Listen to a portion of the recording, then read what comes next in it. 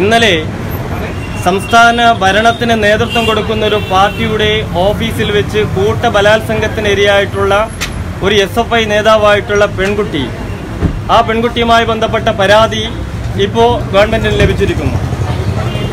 ഇതേ ജില്ലയിൽ തന്നെയായിരുന്നു DYFIയുടെ ജില്ലാ നേതാവായിട്ടുള്ള യുവതിയെ ഒരു MLA പീഡിപ്പിച്ചതുമായി ബന്ധപ്പെട്ട കേസ് നിലനിൽക്കുന്നത്.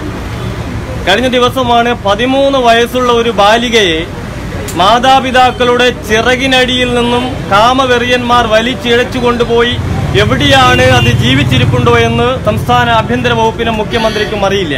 ഇതെല്ലാം തന്നെ സ്ത്രീ സമത്വത്തിനും നവോത്ഥാന മുന്നേറ്റങ്ങൾക്കും നേതൃത്വം കൊടുത്ത ഒരു പാർട്ടി ഭരണത്തിന് നേതൃത്വം കൊടുക്കുന്ന ഒരു സംസ്ഥാനത്താണ്. ഇവിടെ മുഖ്യമന്ത്രിയുടെ നിലപാടറിയാൻ ജനങ്ങൾക്ക് ആഗ്രഹമുണ്ട്.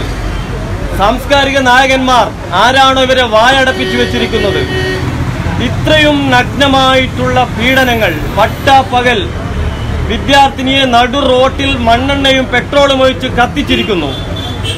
ഇവിടുത്തെ യുവജന കമ്മീഷൻ ഒരു ബാലികയെയും 4-5 യുവതികളെയും വിദ്യാർത്ഥിനികളെയും കഴിഞ്ഞ ഒരാഴ്ചക്കുള്ളിൽ പട്ടാപ്പകൽ പീഡിപ്പിച്ചിട്ട് പോലും യുവജന കമ്മീഷൻ മിണ്ടാപ്രാണി നയമാണ് സ്വീകരിച്ചിരിക്കുന്നത്.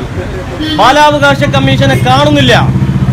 ഈ യുവജന കമ്മീഷനും ബാലാവകാശ കമ്മീഷനും കേരളത്തിലെ മുഖ്യമന്ത്രി പിണറായി വിജയന്റെ വിഴുപ്പാൽ അലക്കൽ ജോലിയാണ് ഇപ്പോൾ ചെയ്തുകൊണ്ടിരിക്കുന്നത്. അടിയന്തരമായി ബാലാവകാശ കമ്മീഷനും യുവജന കമ്മീഷനും പിരിച്ചുവിടണം. കേരളത്തിലെ വിദ്യാർത്ഥിനികൾക്ക്, ബാലികമാർക്ക്, യുവതികൾക്ക് പട്ടാപ്പകൽ പോലും ജീവിക്കാനുള്ള സ്വാതന്ത്ര്യം നിഷേധിക്കപ്പെട്ടിരിക്കുന്നു. ആരാണോ കേരളത്തിലെ നവോത്ഥാന സ്ത്രീ സമത്വത്തിന്റെ മൊത്ത കച്ചവടക്കാർ, ഇവരുടെ നിലപാടറിയാൻ കേരള ജനതയ്ക്ക് അവകാശമുണ്ട്. ഞങ്ങൾ ആഗ്രഹിക്കുന്നു. Kavitha gold and diamonds, Valanchery, Ottapalam, Cherpulassery, Pollachi. Celebration begins here.